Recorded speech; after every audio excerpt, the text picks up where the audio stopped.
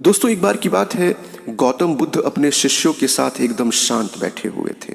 उन्हें इस प्रकार बैठे हुए देख उनके शिष्य बड़े चिंतित हुए कि कहीं वे अस्वस्थ तो नहीं हैं। एक शिष्य ने उनसे पूछा, आज वह मौन क्यों बैठे हैं? क्या शिष्यों से कोई गलती हो गई है?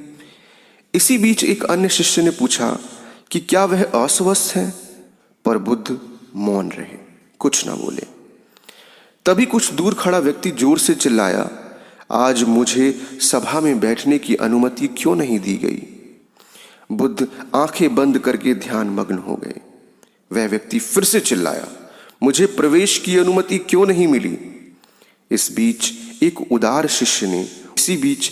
उदार शिष्य ने उसका पक्ष लेते हुए कहा कि उसे सभा में आने की अनुमति प्रदान की जाए।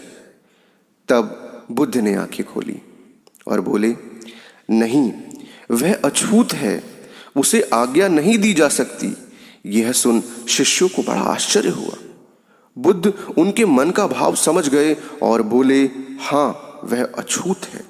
इस पर कई शिष्य बोले, हमारे धर्म में तो जात पात का कोई भेद ही नहीं, फिर वह अछूत कैसे हो गया? तब बुद्ध ने समझाया, आज वह क्रोधित होकर आया है। क्रोध से जीवन की एकाग्रता भंग होती है।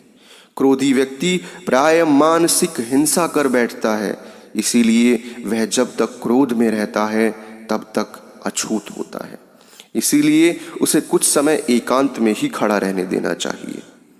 क्रोधित शिष्य भी बुद्ध की बातें सुन रहा था। पश्चाताप की अग्नि में तपकर वह समझ चुका था कि अहिंसा ही महान कर्तव्य का परम धर्म है। वह बुद्ध के चरणों में गिर पड़ा और कभी क्रोध न करने की शपथ ली। आशय है कि क्रोध के कारण व्यक्ति अनर्थ कर बैठता है और बाद में उसे पश्चाताप होता है। इसीलिए हमें क्रोध नहीं करना चाहिए। असल मायने में क्रोधित व्यक्ति अछूत हो जाता है और उसे अकेला ही छोड़ देना चाहिए। क्रोध करने से तन मन धन तीनों की हानि होती है। क्रोध से ज्यादा हानिकारक कोई और वस्तु नहीं है।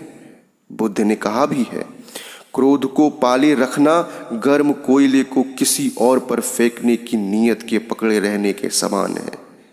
इसमें आप ही जलते हैं। तो दोस्तों, इस कहानी में इतना ही।